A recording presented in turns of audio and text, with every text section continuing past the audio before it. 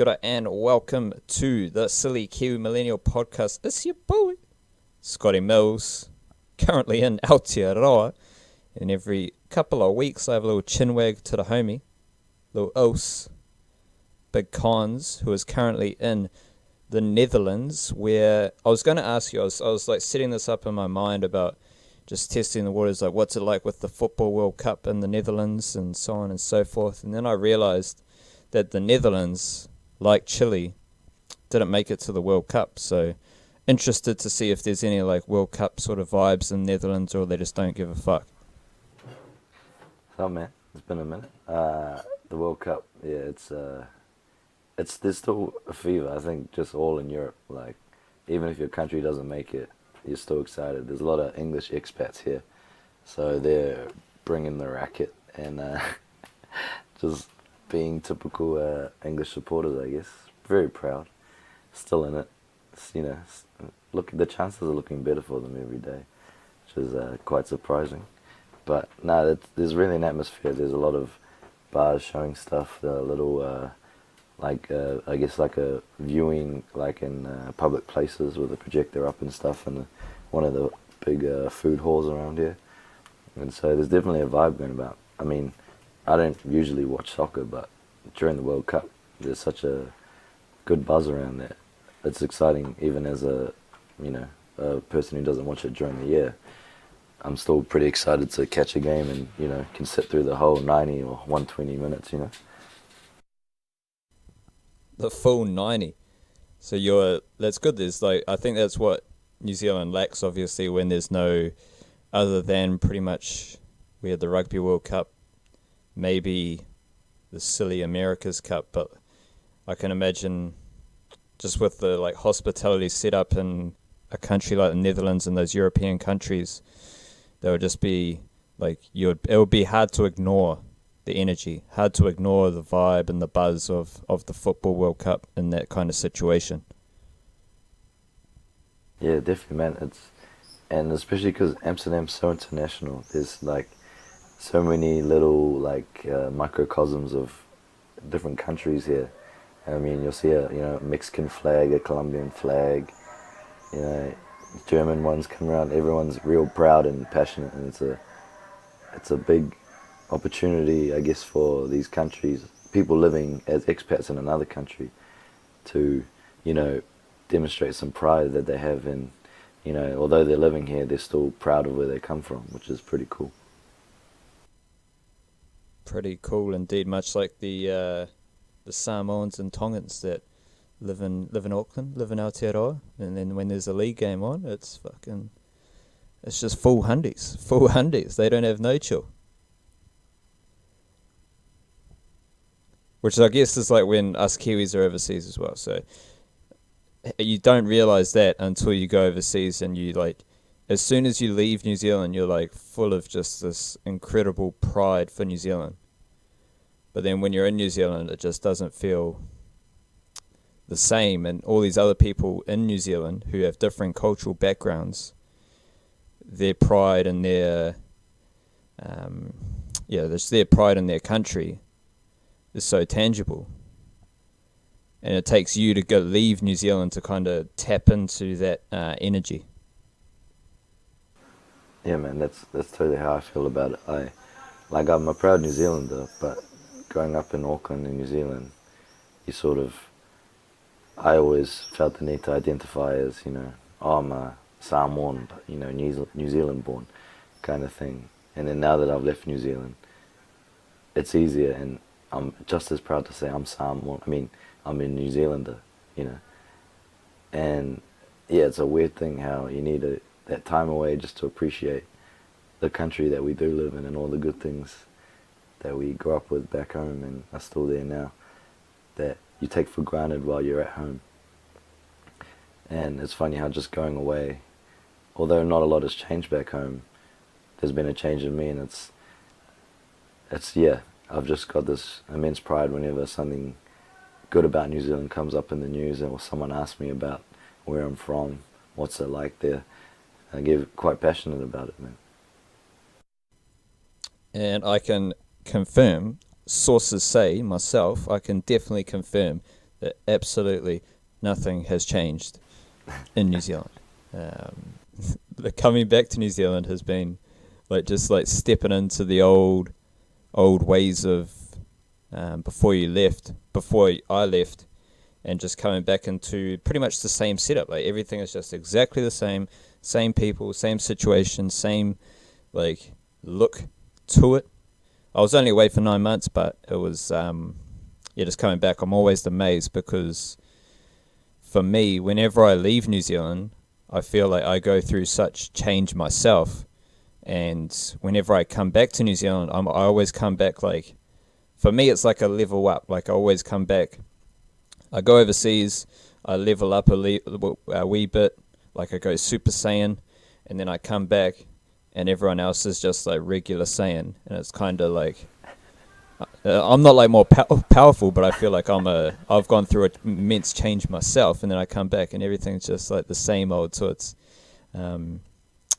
it's been weird adjusting. And so like for those listening, I had to rush back to New Zealand from Chile because my father passed away, and now I'm in New Zealand kind of indefinitely until I can get back to Chile, after I suss out just being here and supporting the family and whatnot. So it's been rushing back and not having any time to like kind of deal with the change. Has been a fairly like interesting experience because, as I said, and as we've like discussed on the podcast for a long time, just the spiritual change, the personal change, and the growth of living overseas in a pretty crazy country like Chile or the Netherlands for that matter, and then coming back to New Zealand, and coming back so fast and not having the time to really adjust, and obviously the shock and adrenaline kind of the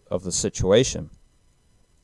It's been a buzzy experience. Like maybe on top of everything I learned up to that point while being in Chile and the growth and turning Super Saiyan and all that while I was in Chile, it's all kind of been funneled in. Like, how, like if you're at a big event and then all the people are leaving the stadium and they have to cram between like the little gates, that sort of energy, maybe like a festival or whatever, and everyone gets funneled into these little gates. There's this proper term, I can't remember, like bottleneck. That's what it feels like, I think. That's probably the best way to describe it. Is like everything from going to Chile, and then it just gets all crammed into this little space. And for me, that is like, it's kind of concentrated. So to just come up with another crazy example, another crazy metaphor, I feel like I've been, like the concentrate of everything I've learnt has been extracted from me in the situation, because coming back to New Zealand, I've got to put into practice everything that I've learned and everything that I've gone through. I've got to put it into practice, and that's when you kind of get the best results, I believe. Interesting.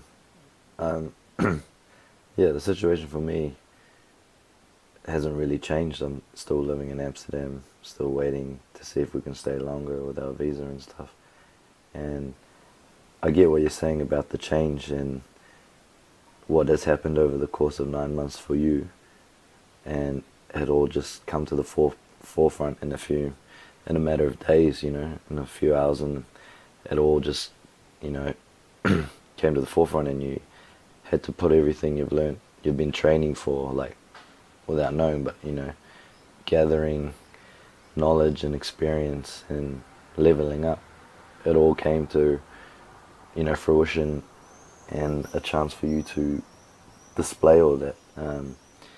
In, not the most favorable circumstances, but challenging enough, I think, to test your mettle, and I guess as a learning experience for you, that what you've believed that you've been learning about yourself over that period of time has all been true, and you've been able to display all of that. And I think it's just as powerful to demonstrate it, you know when it needs to be done. Doesn't matter how short and sharp, hard and fast the display is.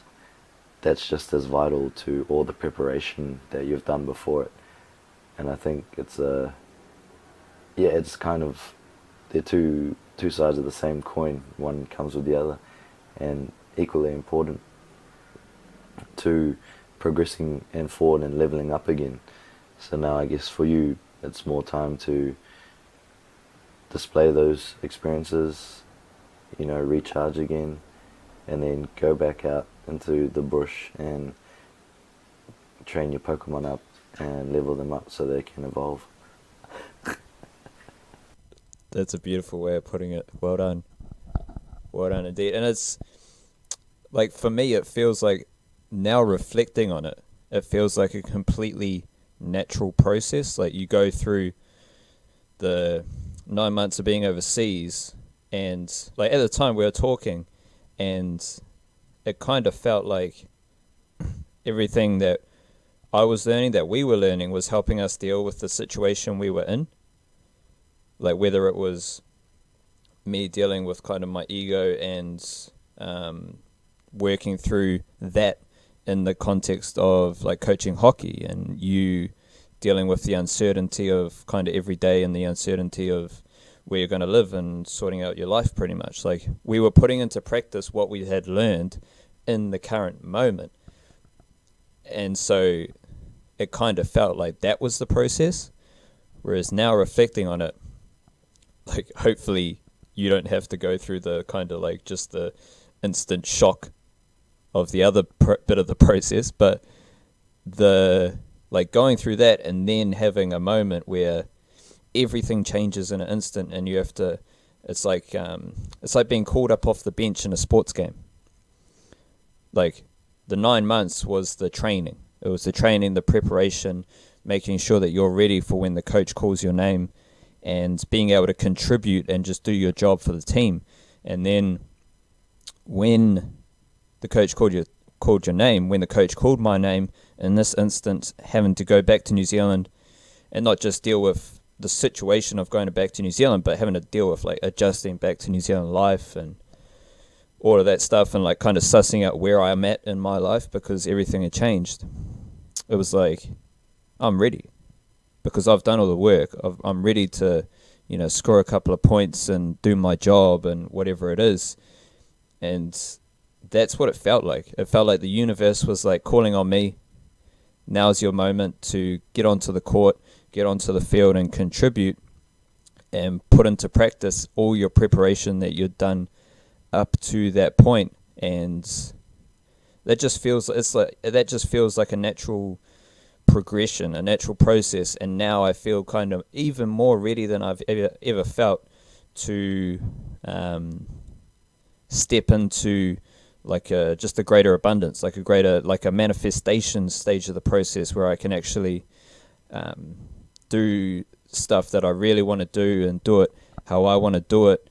And eventually, the way I've kind of been looking at it is, this is a stage where I can gather my resources, lay a far more solid foundation to allow me to go back to Chile and in a better kind of space, better prepared, and be the best me that I can be over there, and just kind of move forward. Like, that feels like that's the next stage, that's the next natural stage of this process, is to be able to roll forward and to be able to create and to be able to manifest what it is that I want to do. Nice, man. I can see exactly what you're talking about. For me, I'm still in survival mode, I guess. We should know in 2 months, which is nice to have a number on it at least. I think this has been a big lesson, life lesson for me to learn about perseverance and just taking it a day at a time. And even when it's a crap day or a good day, being like, the day ends and then it starts again regardless. And I think that's one of the most influential lessons I've learned in the past year that I've been away from home.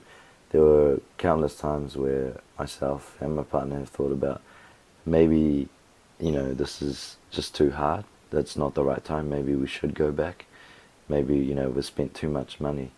Maybe we should have taken that job, tried for something else. But at the end of the day, the sun sets, and then before you know it, the sun rises again. And it's a new day of opportunity to, make whatever you want of the day. And I think that's been the most fulfilling aspect of the past year, is not giving up and persevering and being like, although we can't always see the finish line or what's coming up next, the fact that we're moving forward every time is a powerful tool for you to have. I mean, even if it's one step, it's still a step, and you don't have to look far behind you to realize you've walked pretty far. And that whole reflection thing that we've touched on in the past, it's really important for us to do. We often reflect about, a year ago, 6 months ago, a month ago, a week ago, even, last week, how were we feeling this time? And it's amazing how quick things can change, and you never know what's around the corner. So for me, definitely it's been about persevering over here. And for me, I always thought, there needed to be an end point, something you're working towards. I felt just working a little bit at a time was kind of pointless. Where's the achievement in that? Unless, how do we quantify that we've actually made something good happen? When it's the little things that you do every day that end up becoming something big and something, quantifiable.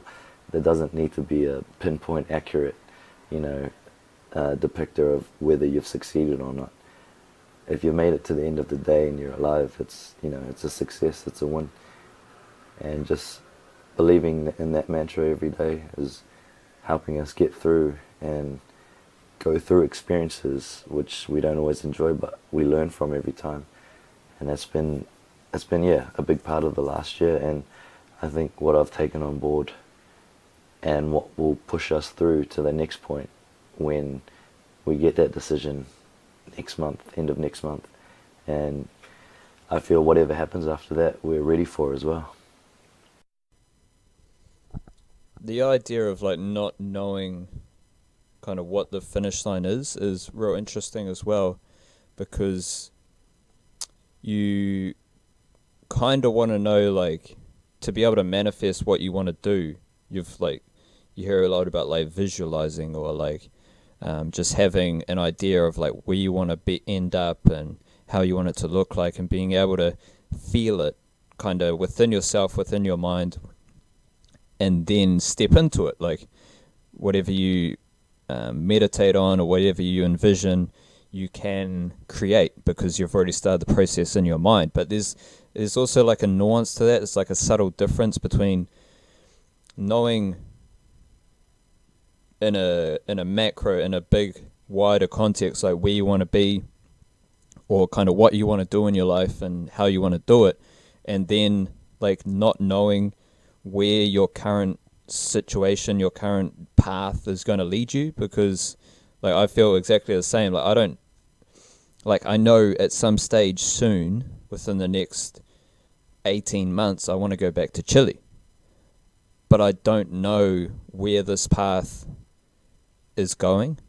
I know at some stage it's going to go back to Chile, but I don't know where in between that is, and I don't know where the end point of this current chapter is going to be. And that, I guess that relates back to you. You don't know where or what your where this chapter is going to finish. You don't know what this is all kind of leading to in this kind of specific moment of your life and your situation in the Netherlands. And I think for a lot of people that's real kind of scary. That can be a point of anxiety or worry, concern, even depression, or just being scared of that uncertainty. But that's kind of where I've grown so much, is that it's just so exciting. Again, I've got these markers where I know things I want to do, and I do want to end up back in Chile. I want to be far better prepared. So now I've got these kind of got a checklist that I can take care of while I'm back in New Zealand to ensure that I'm far better prepared when I go back over. Because I don't want to dive back in the deep end. Like, I've done that. I've learned from that. I've experienced that, and now I want to go back and be able to be the best me that I can be and actually put that to use. So I've got those markers. I've got that kind of guiding principle for the next 2 years, you could say. But the finish line of this chapter, or the twists and turns of this path that I'm on, I've got no idea what's coming next. And it's weird because, again, me and you share this like crazy synchronicity, and I've literally, like, over the last maybe 2 days focused far more on just trying to have the best day that I can. So just ensuring, like, waking up today and just being like, yo, today all I'm focused on is having the best day that I can, giving my best effort, being the best me that I can be, winning in, like, small moments. That's how I break it down, is just winning in the small moments, not making shitty decisions, and just making winning decisions. So that's exactly the same as you, just like, well, the sun's going to rise tomorrow, the sun's going to set tomorrow, all you can worry about is the current day, sort of thing. And now I've really come to realize that that's all that matters. And as long as you're putting out your best effort, as long as you're putting out your best energy, everything else gets taken care of. All the universe, whatever it is, takes care of what is supposed to happen to you. And that's the exciting bit. Because if you're giving your best effort, if you're putting out the best energy, the positive energy, you fully trust and believe in that something good is going to come from the universe in terms of beyond the day. So whatever twists and turns in the path, whatever the finish line is in that chapter, is going to be for the betterment of you, because you've put out your best energy, the positive energy, your best effort. So there's no worry, there's no anxiety there. You're not worried about what's going to come. You're not worried about the uncertainty, because you know that you've taken control of what you can control, and that is just having the best day that you can have right now in this moment. Excuse me. Yeah, man, I think that's definitely it. It's making the day that's happening today, making today the best day every day. Or, for us, knowing that we have that decision coming soon, we're not really worried about it. Whatever happens and whatever will be, will be. If they say yes, fantastic, we stay here longer. If they say no, we find a new place to live, a new country. It's really not a big deal for us. We have an ideal one. We prefer to stay a bit longer, but we're not, disheartened, and it's not a fail if we don't get it. And I think that's the best way to look at it, because the only thing that we both agree that we don't want to happen is that we have to go back to New Zealand. And them saying, no, you can't stay in the Netherlands, doesn't mean you have to go back to New Zealand. It just means you have to leave the Netherlands. And Europe is a big place, man. There's a lot of options. So the uncertainty of not knowing whether they're going to say yes or no really isn't a factor to us. We've approached them with such positive energy and such a mindset that we'll be happy just to get an answer. And the answer is irrelevant. It's just like we just reached the fork in the road, and we're happy to go down either path. It's quite a luxurious position to be in, that our hopes and dreams aren't riding on one decision, and for that to be yes. Keeping the options open has made the time that we're spending here now so much more enjoyable. We're not frantically saving and unable to enjoy these past few months because just in case they say no, then we'll have to do this, do that. We're still enjoying as much as we can each day. Sometimes we can't spend money that day, so we fill the day with other things we enjoy that don't cost as much money, because money doesn't buy the happiness. It's what you do. And then days when we're just like, fuck it, we're going to spend some money. And then we enjoy spending it. We don't guilt trip ourselves and be like, oh, we shouldn't have spent that, you know. It's a negative thing that we spent that much money today. The fact is we spent it, and we wanted to spend it, and we enjoyed the day because of it. And having that perspective and approach to whatever actions you take in the day goes a long way to making today a good day. And I think that's the important part. One of the difficulties about coming back to New Zealand is just adjusting to like the lack of a better term, the energy like around me here, because now I'm surrounded by like news, and now I'm surrounded by like just stuff that can really drag you down. So it's been that's kind of been another factor in the kind of bottleneck, the concentrated aspect of, you know, getting the best out of me and my learnings is going through, because in Chile I could like cocoon myself from the negative energy, and so it was like any negative energy was only because like I had created it, like it was my perspective on a situation. Whereas coming back here and just being exposed to so many different people who obviously haven't gone through the changes I've gone through, so that's understandable, but it's more about like me kind of standing in my own power and my own learnings, and like just being able to control what I can control, and that's my own energy, my own perspective on situations. Because like coming back here and it's just like, yeah, nothing's changed here, but I've completely changed, and I really don't want all my changes to be undone by the fact that nothing here has changed and the people here haven't changed. So I don't want that to have a negative impact on me and how I view situations. And it's like every night the news is on TV in my house, and it's like that can really bring you down if you keep watching the news, or if you keep getting exposed to these sorts of opinions and these beliefs, and even just like people around you, it's the same thing.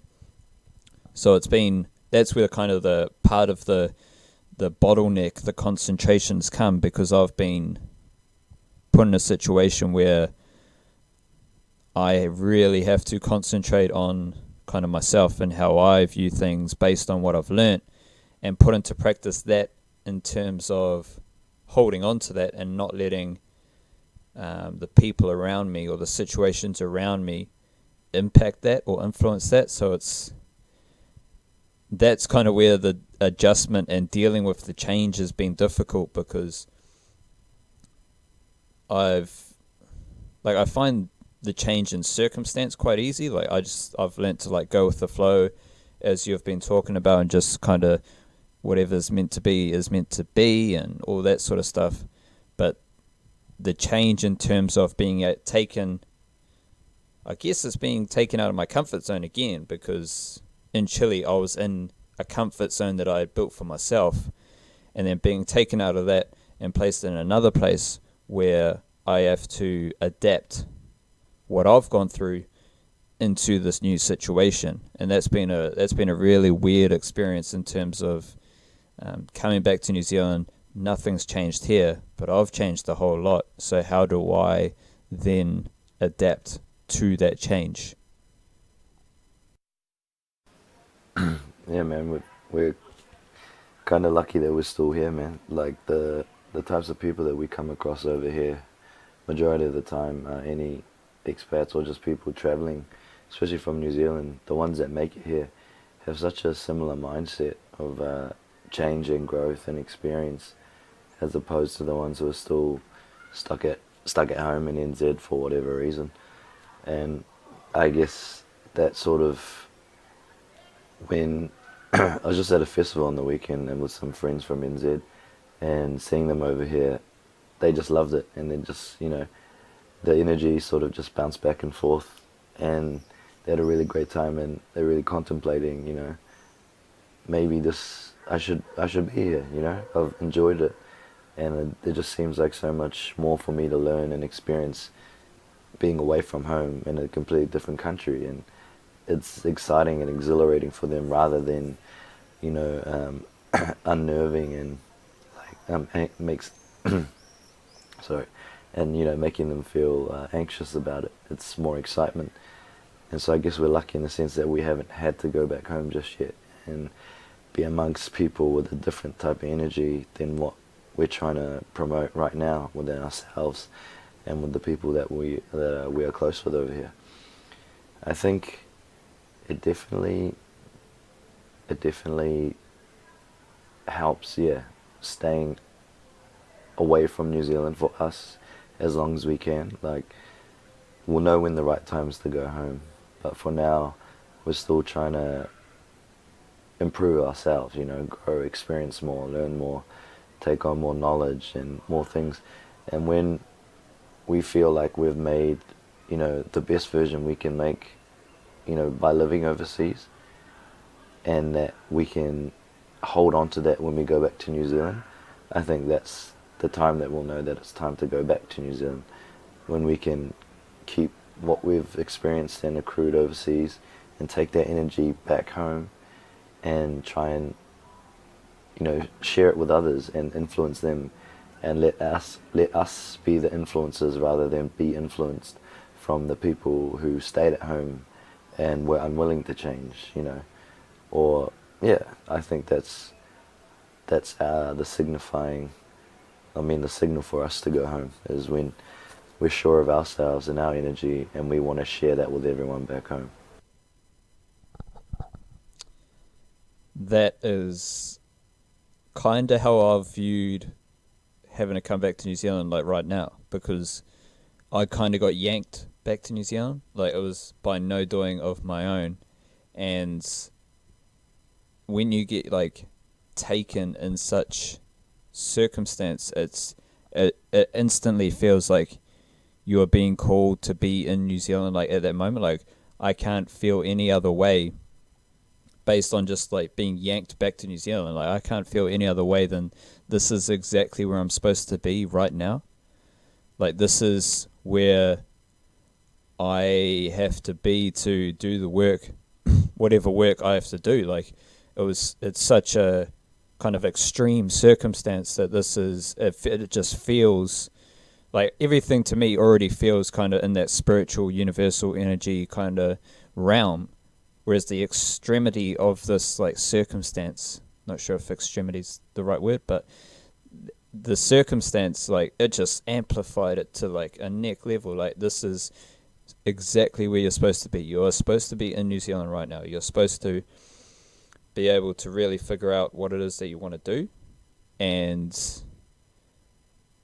like, I'm not saying that like I've kind of gone through the process and I'm the finished article and I've sussed everything out as you're talking there, but if just the situation, it feels like I'm supposed to be here and I'm supposed to make a set of decisions that then I'm not like 100% certain on this, but it feels like I'm meant to go down a slight tangent of influencing certain people, and in a way we are kind of already doing that through the podcast and other stuff, but being here, it feels like I'm supposed to take a few more action steps to be able to spread this experience and spread this what I've learned and with other people, and like stuff that I wouldn't have done if I was still in Chile. Like, I just wouldn't have been able to. I wouldn't have had the time to really reflect as I've had now and be able to assess where I'm at and just kind of slow down a bit and deal with the bigger picture, you could say, and that's led me to making like ideas. That's led me to executing on those ideas, and that, like, in that sense, it just feels like I've been yanked back to New Zealand for a reason, and kind of you never really know like what that reason is, but you can you can get little tidbits here and there, and then that kind of builds up into a picture that you can see of what you want to do, what I want to do while I'm back in New Zealand. And again, like, I don't know the twists and turns of the path. I don't know what the finish line is of this chapter, but I know that I'm back here for a reason, and I'm just following my heart, following my intuition with ideas and stuff that I want to do. And in a weird way, it kind of comes back to the idea of instead of being influenced, now being an influencer in terms of sharing what I've learnt and spreading that sort of message in some sort of way, in a way that is real to me as a person. Nice, bro. Yeah, I think, you're where you're supposed to be right now, like what you said. And it's, I can't even, I can't even imagine when it'll be time for, me and Haley to go home, or, maybe one of us goes, who knows? And then, but not really dwelling on that. And I think that's the exciting part.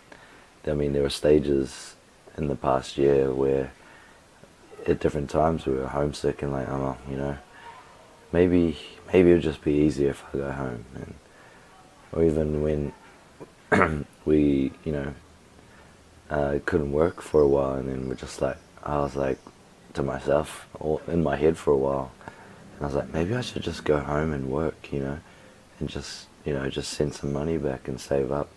Maybe that's the right thing to do. And then I started getting stuck inside myself, and wasn't having the best days over here, and sort of felt guilty for doing anything, spending any money, using too much water, making the bills too high. And it was a bit of a rut, man. And I even looked up flights home, to be honest, just to see how much they were. And I was like, man, maybe just do it, But luckily, luckily we're, there's two of us here, and it's made things a lot easier being a couple over here, or even just having someone else who's going through the same experiences as you, and being able to talk with them and share those experiences. Because if it was, not saying that we couldn't do it by ourselves, but doing it together has been so much easier, I think, for us. Not everyone works well in a team, but we've been a great team, and we've definitely picked up the slack for the other one when, we saw they were struggling. It's definitely been a great dynamic to being a couple moving overseas, and we both went from living at home to moving in together. We'd never lived together in New Zealand. We lived together and moved out of home to the other side of the world, for the first time, and being able to share the experiences and all the high points, all the low points, and just knowing that when you're having a bad day, or when you experience something bad, someone else just experienced it right next to you, and if you feel, pretty crap on the inside, and you look over them, and they just smile back at you, or give you a hug or something, just that little thing, even if they're struggling as well, because they just experience the same thing, the fact that they're able to lift a little bit makes you lift a little bit too, and you assure one another that, hey, I've got you, you've got me. It'll be fine no matter what happens, and you're not going through this alone, So we'll celebrate in the good times, and we'll be there for one another in the hard times. It's a bit sappy and all that, but I think this was the way I needed to do it. I tried moving overseas a few years ago by myself, didn't turn out, and doing it now with the right person has made all the difference, and I love it, man. And the only thing I'd add to that is, like, with us, we've got like two, like, not two extremes, but two opposite ends of the spectrum, because you've done it as a team, and you've done it by yourself, which you said didn't work out for you, and I've done it by myself. So it's important to also note that whatever way works for you, and you'll only know what way works for you until you step out of your comfort zone and you do take that step forward, and you do put yourself in this situations that we've put ourselves in, and then you can. That's where learning about you happens. That's where you learn: do you work best with a partner? Or is it meant for you in that moment? With me, in my context, I've got to go on this journey kind of by myself, because I've got to kind of sort out myself before I can, and I've got to go Super Saiyan, like Super Saiyan 4, before I can really step out into the world, so to speak, and step into my power and what I'm really meant to be doing. So either way, whatever way works for you, but you've got to take some steps forward to find out what works for you and find out what path is meant for you. And you only do that by learning, and you only learn by actually doing shit. So otherwise we will you've dropped plenty of gems, dropped plenty of wisdom during the Silly Kiwi Millennial podcast so far today. Do you have your standard big bonds ultimato line? That's, I don't know why I finished with tomato. I was looking for the Spanish word of last, which I can't remember off the top of my head right now. Use just it buying or you lose some, it, mate. yeah, got to hit up some Spanish conversations while I'm in Auckland. So Nice. if anyone out there wants to speak a little Spanish with your boy, hit me up. Maybe you can sum it up, but this is what I'm trying to say, that we've both gone overseas and experienced it quite differently. Completely different countries, South America, Europe, the blistering heat, and then, very, very cold weather, as I often talked about. I've done it with a partner, you've done it by yourself, It's very modern here and very still developing in Chile.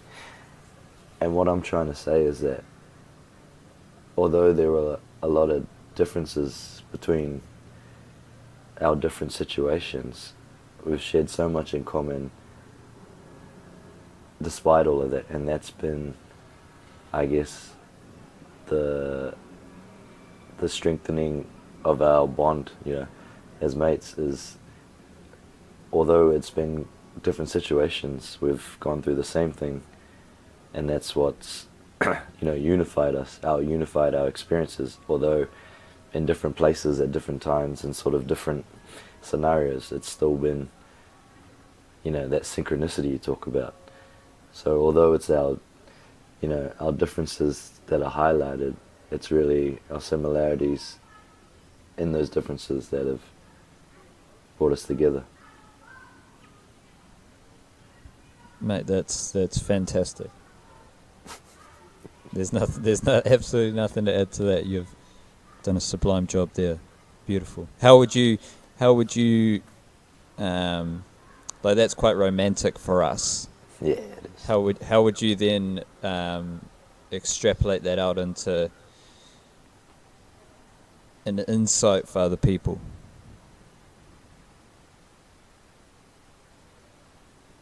Would it be? There you go. It's about acknowledging the differences, but celebrating the shared experiences that help us move forward. Yeah, they'll do. They'll do. Clutching.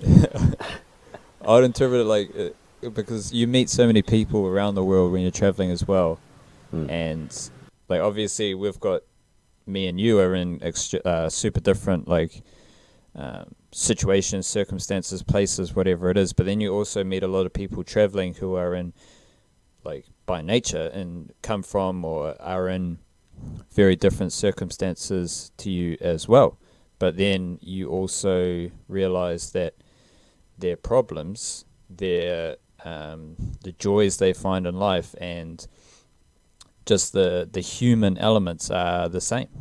And so I think like for anyone, it's a case of whatever you are experiencing, whether it's good or bad, everyone else goes through the same sort of like I think life as a human can only serve up like X amount of problems or X amount of success to I don't know what the word is there. Like there's only so many situations that I think as a human you can experience, like kind of going through life regardless of where you are, what you're doing, and who you are on the world. So I think it's important to know that everyone in the world goes through what you're going through to some extent, or not everyone, but there's definitely one, if not thousands of people who are going through what you're going through at the moment, or are experiencing the pure joy that you're experiencing. And that is like a shared, as you said, like a shared experience. Like life is a shared experience because everyone else has or is experiencing what you are experiencing. Again, not everyone else. I don't know why I keep saying everyone else, but many people in the world have shared in the experience that you're experiencing right now, and maybe you can take strength from that. Maybe you can just know that where everything's kind of connected, and this life is a shared experience. So you need to conduct yourself in a way stemming from that shared experience, because if you're not sharing a positive experience with other people, how does that impact other people based on the fact that we are all connected and we are all linked? That got pretty extreme. Yeah. I think basically life is a shared experience, man. That's it. Yeah. Nothing's ever singular. Nothing is ever singular. There we go. Big bonds. Straight from the Netherlands. Thank you for your time today. No worries, my bro. Shout out to the cars driving past. We'll be back soon enough. When the bat signal appears, we'll be there. Silly Kiwi Millennial podcast, turning Super Saiyan. Maybe as a podcast, just going Super Saiyan 1. And yeah, that's where we're at right now. Personally, I feel Super Saiyan 4. But Frieza!